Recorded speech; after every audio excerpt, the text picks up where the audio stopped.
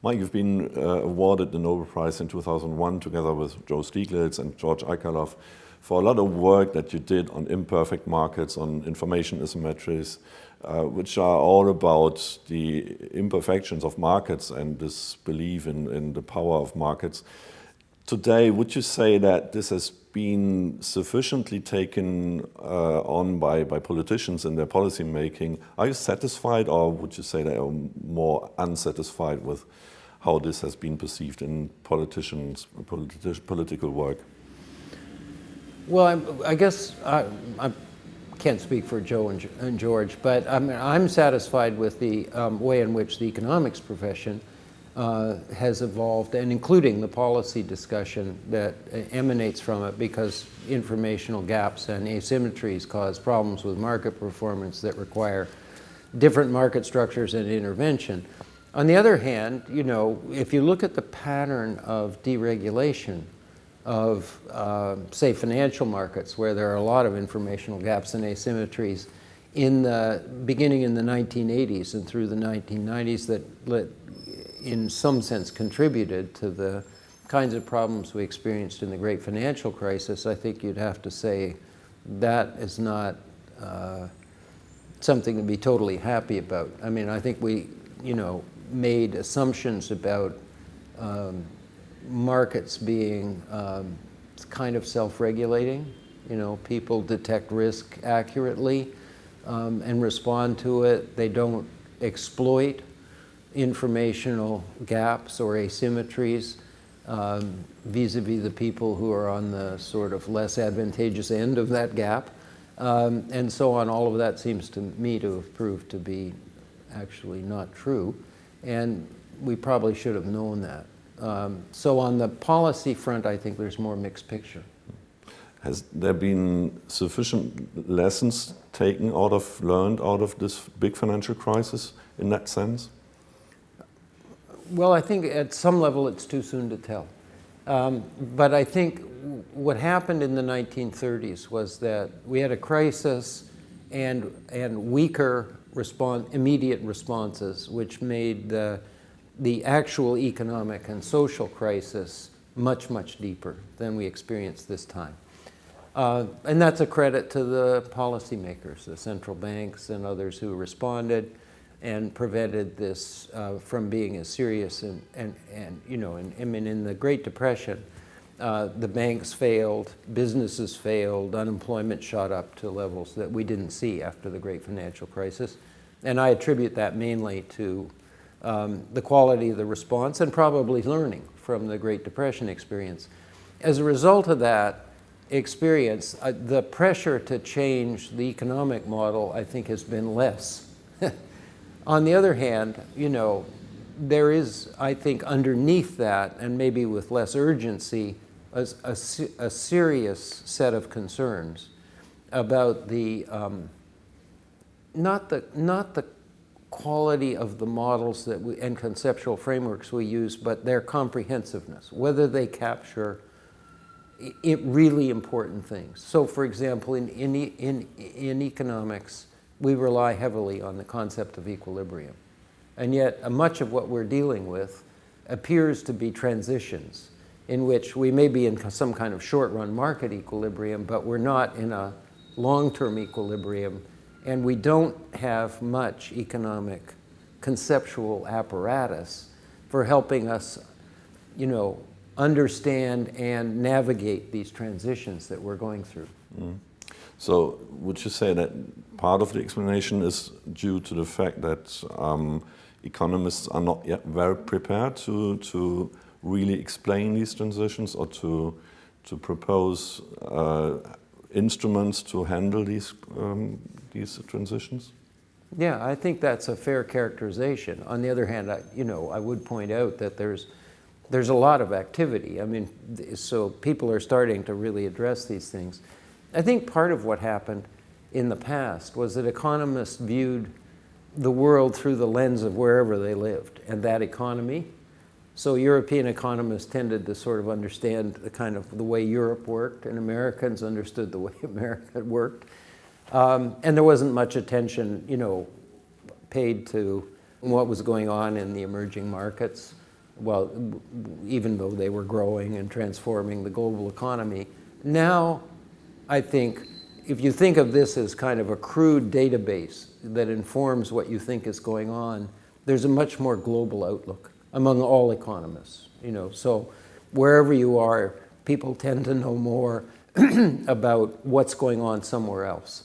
And that informs the questions they ask and the theories they develop and the empirical work that they do. I mean, the Nobel Prize this year was a good example. I mean, there's people seriously concerned about poverty, which is a distributional question, not a growth question.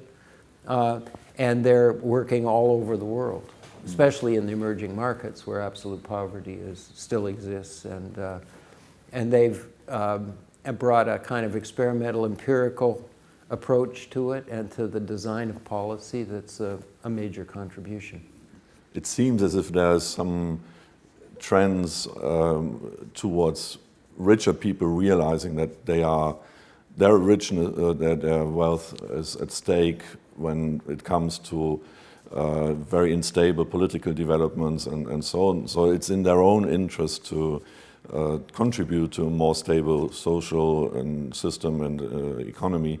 Would you say that this is something you can work with in the end intellectually and conceiving a new kind of paradigm or economic policy? Okay, so I think this is a very important enabling trend. I would cite two examples. One is a very influential group of Americans and others who are in the the super wealthy category have said that changes are needed to alter the pattern of the distribution of income and wealth and the opportunities for the bottom 50 to 60% of the population. More so in some places than others, but they're pretty clearly on the side of we don't want to stay on the same course and drive the car into a wall.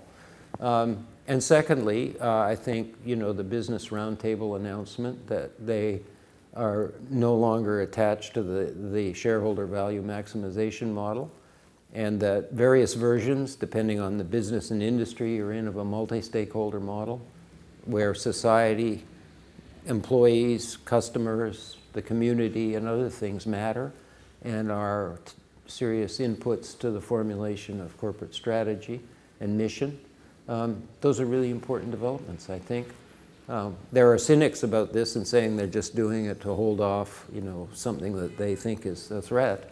But I actually think these are responses to very fundamental changes. I think corporations, regardless of what they kind of really are motivated by at the senior levels and the board level, have recognized that they have customers and employees, among others, that are really important, that care about things like environmental sustainability, and if they simply ignore it, they're actually going to lose out in the marketplace. Mm. One of the strengths of the old paradigm, let's say, this market-driven that you have described and that we're talking about, has been very probably a very simple narrative, which was about less state, more private initiatives and so on, which was something which was a simple and very forceful narrative. It seems as if something like a new paradigm that we're talking about, that you're thinking about and others, is more difficult to explain, or would you say that there is some chance to get a simple wording, simple narrative to all these ideas that you have in mind? No, I don't think that it's easy to provide a simple narrative. It's certainly not a comprehensive one, right? So when I look at the world, I think some of it conceptually reasonably simple. And some of it more difficult. So on the conceptual side, I would say, on the environmental sustainability side, we have just lived too long with both data and models that capture flows, which by definition are short run. And what we need is just more attention. I think everybody, at some level, they might not use the same words, understands this, that we're talking about, assets, right? So you can have high growth in sort of ordinary everyday sense, year by year sense, and be running down critical assets, natural capital, people use different words for this, that make the trajectory unsustainable and maybe even, you know, catastrophic at some unknown endpoint. That part, I think, at some level, everybody grasps. So we have to just pay attention to the tangible and intangible assets on which our economic and social models are running, and measure them better and so on. So that part is easier. Thanks a lot, Mike, and we're happy to have you as one of our intellectual supporters and INET in general, and we're very much looking forward to cooperate again in future. Well, I'm glad you're launching this endeavor, and I'm sure it will make a huge contribution to improving on the trends we just talked about.